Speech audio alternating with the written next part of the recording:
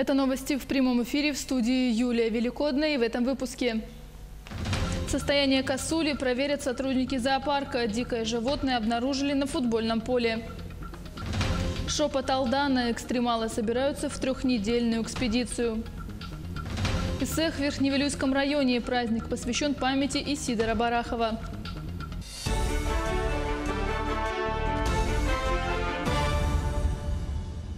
9 лесных пожаров действуют на территории Якутии. Площадь, пройденная огнем, составляет более 1000 гектаров.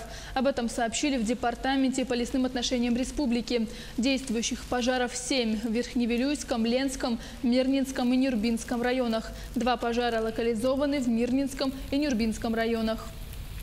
В Усть-Майском районе продолжается ликвидация последствий разгула стихии. Там 3 населенных пункта пострадали от весеннего паводка. Подробности далее. Проверить ход аварийно-восстановительных работ по ликвидации последствий наводнения и посмотреть, как налажена жизнь пострадавших, в Усть-Майский район приехала рабочая группа ответственных работников Министерства Республики Саха-Якутия. Они заслушали информацию руководителей структурных подразделений УЛУСа. Предварительно уже обговорили с участием всех задействованных структурных подразделений района и учреждений, действующих на территории Усть-Майского района. И будем по итогам данной проверки составлять общую справку по Республике Саха-Якутия с определенными выводами и рекомендациями. Комиссия выезжала в пострадавшие от паводка поселения Эльдикан, Кюбцы и Жанцы. Встречались с населением, отрабатывали постановочные и текущие вопросы с главами муниципальных образований. В главных населенных пунктах работают согласно их планов. Вот то, что они могли, то они все сделали. Здесь сейчас упирается вопрос по финансированию. Но на данный момент не определено, за счет каких источников будет восстанавливаться социальный объект. Члены комиссии встречались и с пострадавшими крестьянами, которые потеряли скот и лошадей. Сельхозники на сегодняшний день настроены восстановить те хозяйства, которые на сегодняшний день утрачены. Это поголовье крупного рогатого скота, также поголовье лошадей. И на сегодняшний день они полным ходом готовятся к сенозаготовительной кампании. Ущерб по всем отраслям экономики Усть-Майского района большой и по ряду причин до настоящего времени точно не определен. К сожалению, в определенное время из-за большого уровня воды мы не могли определить действительный уровень ущерба. Сейчас, когда уровень воды уже спал, мы объездили все дороги, все дамбы, и сейчас готовится вся документация, сметная документация, и будет предоставлена правительству нашей республики. Сейчас я буду готовить председателю КЧС справку о том, как идет ход выполнения аварийно-восстановительных работ. При этом хотел бы отметить, что все граждане, которые претендовали на единовременную помощь, они все деньги получили. Вот сейчас ожидается субсидия из федерального бюджета. Юрий Таюрский, Усть-Майский район. Сегодня ночью не стало первого профессионального национального композитора Захара Константиновича Степанова. Он был почетным председателем Союза композиторов Республики, народным артистом Якутии, заслуженным деятелем искусств России и Якутии. Он создал ряд сценических и симфонических произведений, оратории, кантанты, хоровые, камерные и другие произведения.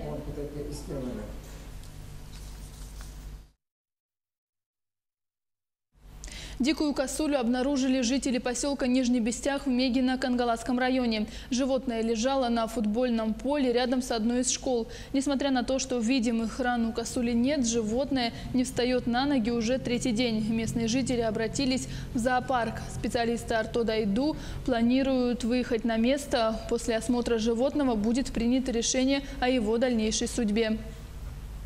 В Якутске состоится международная школьная научная конференция. Это конкурс научно-исследовательских работ школьников из России и других стран мира. Конференция пройдет в форме стендовой сессии и устных докладов. В соревновании участие команды, состоящей из 7 школьников. Результат учитывается при подсчете баллов на получение Большого кубка международных интеллектуальных игр. Конференция школьников будет проводиться по 8 секциям.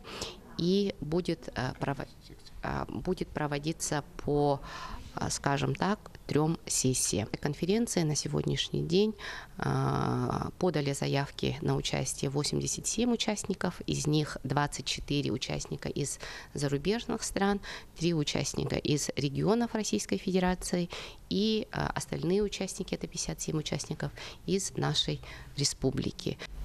В эти дни в Верхневилюйском районе празднуют эссех, посвященный 120-летию со дня рождения видного якутского политического деятеля республики Исидора Никифоровича Барахова. Сегодня в Верхневилюйск прибыл руководитель Якутии. Первым делом Айсен Николаев посетил дом Арчи для благословения. Далее он принял участие в торжественных мероприятиях, поздравил всех жителей Верхневилюйского района с национальным праздником.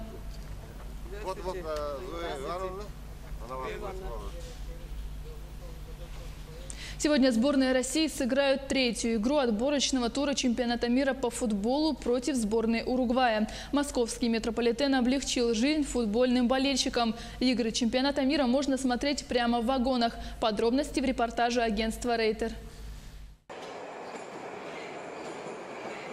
Двери закрываются, но фанаты не отрезаны от чемпионата мира по футболу. На установленных в вагонах московской подземки мониторах можно в пути смотреть матчи первенства. Оборудование, предназначенное для трансляции местных новостей, запрограммировано так, чтобы показывать игры в режиме реального времени. Москвичи и болельщики, приехавшие в столицу России со всего мира, одобряют нововведение. Поездка проходит быстрее, говорят они. Интересно и привлекательно, очень нравится. И удобно, уютно, с ветерком.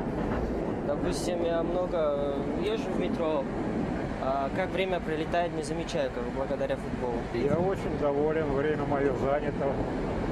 Газету читать вроде уже начитались, а посмотреть футбол великолепно. Трансляция идет без звука, не создает дополнительного шума и не беспокоит тех, кто равнодушен к спорту. Если бы наши еще играли, я вообще бы орал бы здесь. Другим бы мешал, получается. А так я тихо смотрю. Как говорит заместитель начальника московского метрополитена Роман Лаптыпов, многие любители не спешат подниматься из недр на поверхность. Отслеживая поток пассажиров, мы заметили, что некоторые заходят, когда начинается матч, и катаются по кругу, пока он не закончится. Кольцевая линия стала очень популярна у некоторых болельщиков. По его словам, это первый опыт такого рода в мире. Все желающие и дальше могут болеть под землей вплоть до финальной встречи чемпионата мира 15 июля. Мирнинцы в 3-й раз в честь Дня российской молодежи вышли на массовый велопробег. Кроссмания с каждым годом привлекает к себе все большее количество участников, как взрослых, так и юных сторонников велоспорта. Так, нынешний велопробег поддержали 36 человек. Участники стартовали в Храмовом сквере и спустя полчаса финишировали в городском парке. Колонну сопровождали машины ДПС. Всем участникам организаторы велопробега подарили памятные сувениры. Сегодня участвуем мы с Екатериной. Да, Екатерина? Екатерине 4 года. Тоже изъявила большое желание. Подготавливались. Просто приобрели велосипед и изъявили большое желание поддержать здоровый образ жизни и продвинуть его в массы. Когда полюбили этот спорт? Вело? Велоспорт полюбился, наверное, лет 5. Прививаем спорт с детства и детям, и взрослым, и, соответственно, более пожилым людям. Нерингринские экстремалы в очередной раз собрались в увлекательное и сложное приключение. В составе группы наш корреспондент Сергей Козюра. Об экспедиции Шопот Алдана следующий материал. На этот раз путь будет пролегать через Кряж-Зверево, реку Самокит, верховья реки Алдан. В составе команды уже опытные экстремалы, среди которых эксперт-выживальщик, турист-водник, научный сотрудник музея, путешественники, режиссер. Большая часть экспедиции пешим ходом, а это ни много ни мало 100 километров и 500 километров сплавом на катамаранах, что выльется в 3 недели пути. Кульминацией экспедиции станет подъем на самую высшую точку Южной Якутии, высота которой составляет 2007 метров. Мы уходим в те края для того, чтобы осуществить отчасти свою мечту и параллельно выполнить определенный объем работ, который потом вы сможете все увидеть в качестве красивого документального фильма. Вот. Решили мы создать серию документальных фильмов под названием «Хранители легенд». Это будет сниматься наша первая документальная серия под названием «Шепот Алдана». На прошедшей пресс-конференции участники экспедиции рассказали об имеющемся опыте, предстоящем маршруте, предполагаемых трудностях и планах. У каждого, кто пришел поддержать ребят, был шанс задать интересующие вопросы, на которые те, в свою очередь, отвечали открыто, не скрывая своего восторга в ожидании дня X. Получит какой-то сильный разрез ноги, там что-то еще. В аптечке найдется то, что понадобится вам для этого разреза.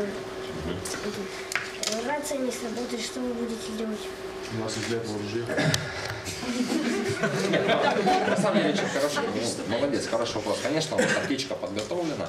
У нас имеется определенный медицинский опыт. Пусть мы не врачи, но оказание первой и доврачебной помощи мы знаниями обладаем. Участники экспедиции также рассказали о весе снаряжения и продуктов, которые им придется взять. Ввиду непредсказуемой погоды Южной Якутии это более 35 килограмм на каждого экстремала. Итогом экспедиции станет документальное кино «Шепот Алдана» из цикла «Хранители легенд». Научные исследования и масса впечатлений. Только что завершилась пресс-конференция нашего уникального проекта «Хранители легенд. Шепот Алдана». Друзья, уже в эту субботу в 6 утра мы стартуем. Пожелайте нам удачи. А зрители телеканала «Якутия-24» увидят первыми наши уникальные кадры.